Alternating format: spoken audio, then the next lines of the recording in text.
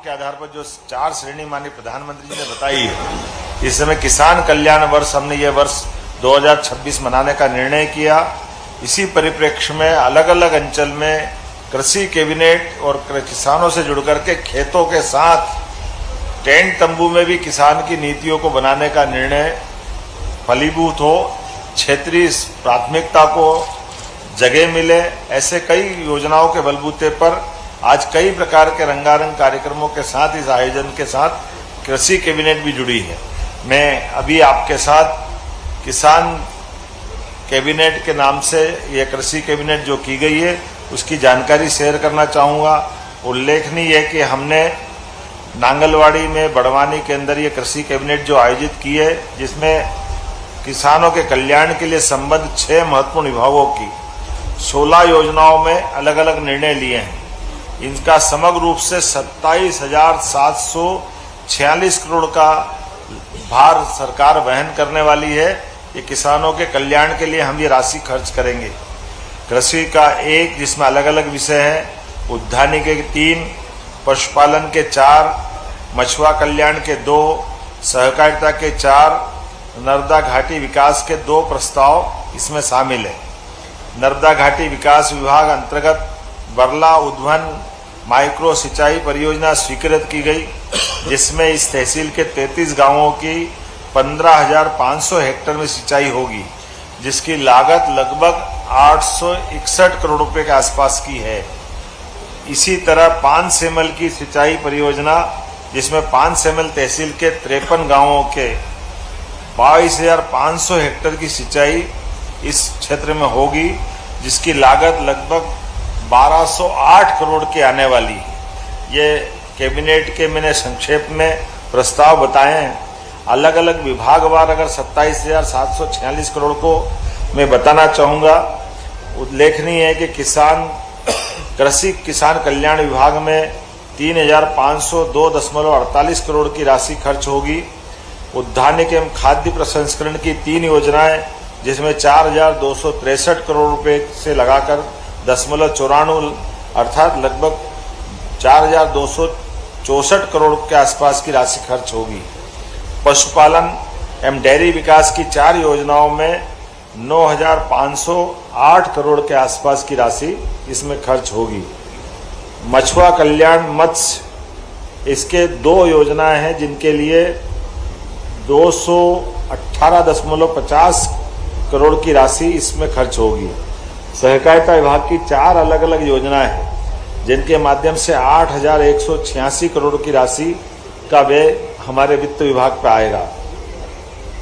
नर्मदा घाटी विकास विभाग के माध्यम से 2,067.97 अर्थात 2,068 के आसपास यह पूरी राशि, जिसका कुल योग 27,746 करोड़ का होगा।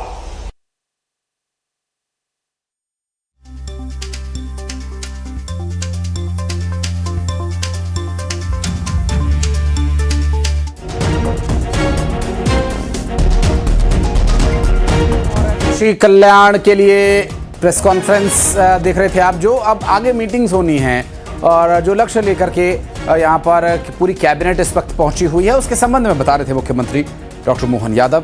6 विभागों 16 योजनाओं को लेकर फैसले लिए गए हैं और अब आगे इन योजनाओं का लाभ किसानों तक सीधा पहुंचे, उनकी आय बेहतर हो, उस पर बात कर रहे थे मुख्यमंत्री डॉक्टर मोहन यादव। इस राशि के साथ बीते समय हमने विधानसभा के दरमियान उड़द प्रोत्साहन, ये देश में पहली बार हुआ जब हमने दलहन के लिए तीसरी फसल के माध्यम से 600 रुपये प्रति क्विंटल का बोनस प्रारंभ किया, जिसके आधार पर 4.15 लाख हेक्टेयर में इसकी बोनी संभावित है। सोयाबीन का बीते समय हमने भावांतर योजना में भुगतान करके देश में हमारा मध्य प्रदेश पहला नंबर का राज्य है, जिसके आधार पर हमने सोयाबीन की खरीदी की थी। उसी प्रकार तिलहन में और सरसों पे भी भावांतर योजना का लाभ हम देने वाले हैं। ये लगभग 15.71 लाख मीट्रिक टन का इसका उत्पादन होगा और सरसों को भावांतर योजना में शामिल करने के लिए हमने भारत सरकार को इसका प्रस्ताव दिया है। राष्ट्रीय खाद्य सुरक्षा पोषण के माध्यम से 5 वर्षों की निरंतरता के लिए 3,285.49 करोड़ की राशि हमने धान, गेहूं, दलहन, मोटा अनाज, नकदी फसलों में देने का प्रयास किया है। प्रधानमंत्री कृषि सिंचाई योजना के माध्यम से पर ड्रॉप मोर क्रॉप के माध्यम से 1 अप्रैल 2026 से 31 मार्च 2026 तक 2393.97 करोड़ की ये राशि भी हमने मंजूर की थी। प्रधानमंत्री राष्ट्रीय कृषि विकास योजना के माध्यम से 2031 तक के लिए हमने सब मिलाकर के ये 10,000 करोड़ से ज़्यादा की राशि पिछले विधानसभा के माध्यम से हमने किसान कल्याण वर्ष में घोषित की। आज की ये राशि अगर जोड़ें तो 27,746 के साथ 10,000 करोड़ से ऊपर की राशि जोड़ें तो लगभग ये हमारी 38,000 करोड़ के आसपास की किसान कल्याण के लिए हमने अपने राज्य बजट से ये बड़ी योजनाओं को मंजूरी दी है। ये किसानों के प्रति हमारी प्रतिबद्धता है, हमारे अपने उस संकल्प की पूर्ति भी है जब हम हर हालत में किसानों को न केवल समृद्ध बनाकर राज्य को प्रगति के पथ पे ले जाएंगे बल्कि किसानों के साथ साथ हमने 16 विभागों को जोड़ करके 17 विभागों के साथ जोड़ करके मत्स्य पालन, दूध उत्पादन, हार्टिकल्चर, एग्रीकल्चर सभी चीज़ों को जोड़ते हुए सहकारिता को भी आगे बढ़ाएंगे। स्वावलंबी ऊर्जा के माध्यम से भी किसानों के लिए कृषि किसान पंप और बहुत सारे प्रकार से लाभ दे रहे हैं। जब मैं आपसे इस तरह की बात कर रहा हूँ तो ऐसे में यहाँ बड़वानी के अंदर आज हमने सवेरे भीलड़ देव भगवान की दर्शन करने के साथ भीलड़ देव के निर्माण कार्यों का लोकार्पण भी किया और इस एक तरह से पर्यटन का केंद्र हम इसको बनाने वाले हैं। भविष्य में और भी कई प्रकार के कामों की मंजूरी यहाँ हम देते जाएंगे। भगोरिया उत्सव आदिवासी अंचल का अद्भुत त्यौहार समान होता है जो भगोरिया हाट के नाम से जाना जाता है। ऐसे में बीते वर्ष हम आए थे तो कई सारी योजनाओं की घोषणा की थी।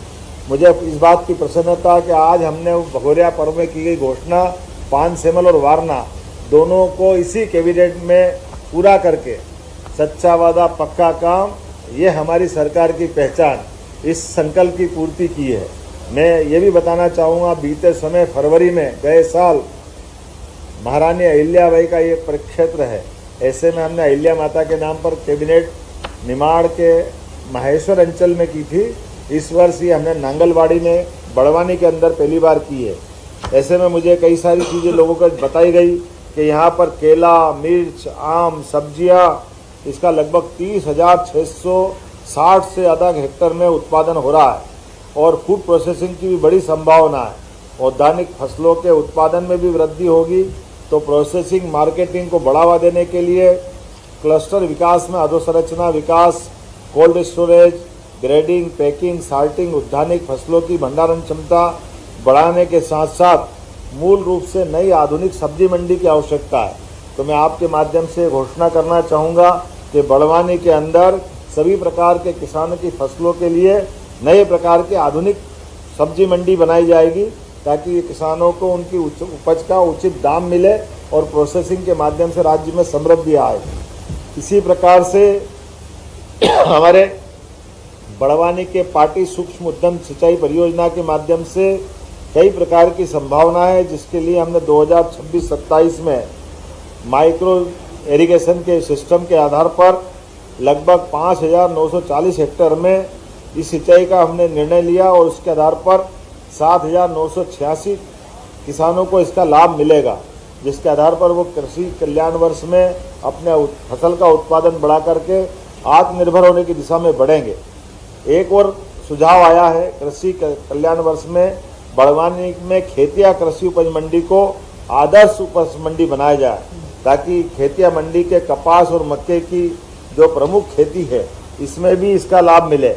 इसमें लगभग 10 करोड़ की लागत आएगी। इस खेतिया को भी हम कृषि उपज मंडी बनाने की घोषणा कर रहे हैं।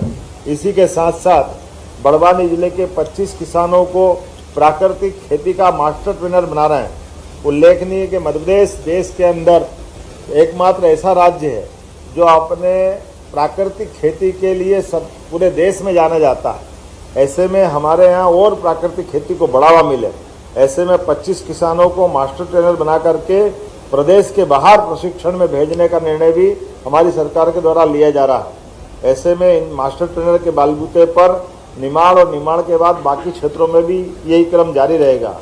कृषि कल्याण वर्ष में ही हम बड़वानी क्षेत्र के बीज निगम प्रक्षेत्र बजट्टा खुर्द में 50 एकड़ को आदर्श प्रक्षेत्र बनाने वाले हैं, जिसके आधार पर फसलों के नवीन किस्म की उच्च गुणवत्ता के बीजों का उत्पादन कर ये किसानों के लिए बड़े मददगार होगा।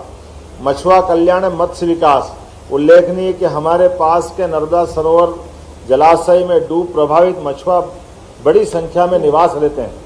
ऐसे में हमारी इनकी आजीविका को संवर्धन देने के लिए हमारी एकीकृत मत्स्य उत्पादन नीति 2026 के माध्यम से 5000 केजों के माध्यम से हम अत्याधुनिक एक्वापोनिक्स और hydroponics integrated fish farming, fish cum duck, poultry, agro, बागवानी आधारित इको टूरिज्म को बढ़ाते हुए सभी प्रकार के लोगों की आय बढ़े, ताकि हमारे जो विस्थापित भाई बहन हुए हैं उनको इस नए क्षेत्र के माध्यम से भी मदद मिले। कहने के लिए तो बहुत कुछ है, लेकिन होली का पर्व भी है और हमारे यहाँ राज्य के अंदर दूरस्थ अंचल से हमारे द्वारा ये अपने सारे मंत्रियों ने अपना समय निकाल करके होली के अवसर पर इस भगोरिया के आनंद के साथ कृषि कैबिनेट में भी हिस्सा लिया। मैं उनका भी आभार मानता हूँ। आप सबने बहुत बेहतर प्रबंधन किया, उसका भी आनंद है। और निमाड़ के इस अंचल से हमारा राज्य बहुत बड़ा है। इतने बड़े राज्य के अंदर इतनी बड़ी आबादी और भौगोलिक एरिया के अंदर ऐसे कई और अच्छे स्थान हैं, उसमें ये बहुत सुंदर स्थान बड़वानी।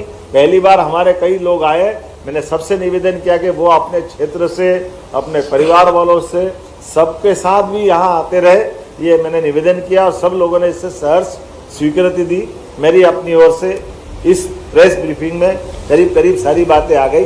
अब कोई आवश्यक प्रश्न हो तो आप में से, जनता के साथ किसानों से जुड़ा विषय, खासकर भगोरिया पर्व के साथ अब भगोरिया में भी जाने वाले हैं, इसलिए उसको ध्यान में रखते हुए क्वेश्चन रखें। जल्दी मत करो, इधर लाओ।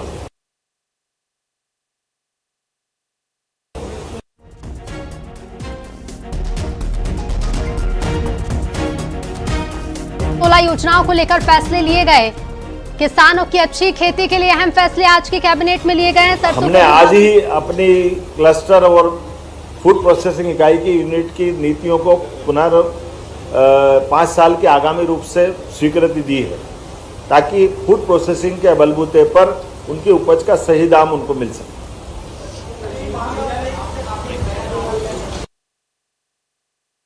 कृषि महाविद्यालय जोड़ दो, एग्रीकल्चर अलग से कॉलेज नहीं खोल रहे। हमारे जो कॉलेज है, सामान्य विश्वविद्यालय जैसे आपके यहाँ टंटियामा में यूनिवर्सिटी है, वहीं एग्रीकल्चर खोल दिया।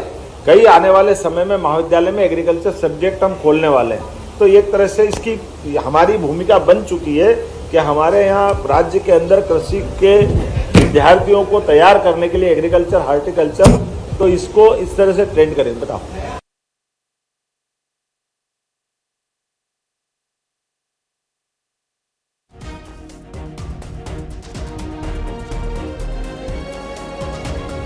%, ये हमने कहा कि जैसे निमाड़ अंचल में हुई है, आने वाले समय में अलग अलग अंचलों में इस प्रकार का क्रम जारी रहेगा। लेकिन आज तो हम यहाँ की बात कर रहे हैं। निमाड़ का आनंद है, भीलड़ देव का आनंद है, दाल पानिया और क्या क्या बना उसका पकवान लेंगे। अच्छे भगोरिया हाट में जाएंगे। कैबिनेट में अपने सारे विषय बहुत अच्छे से हुए। सारी व्यवस्थाओं के बलबूते पर ये कृषि कैबिनेट, ये मैं मान सकता हूँ कि ये सफलता के सारे सोपान पूरे कर रही है। सर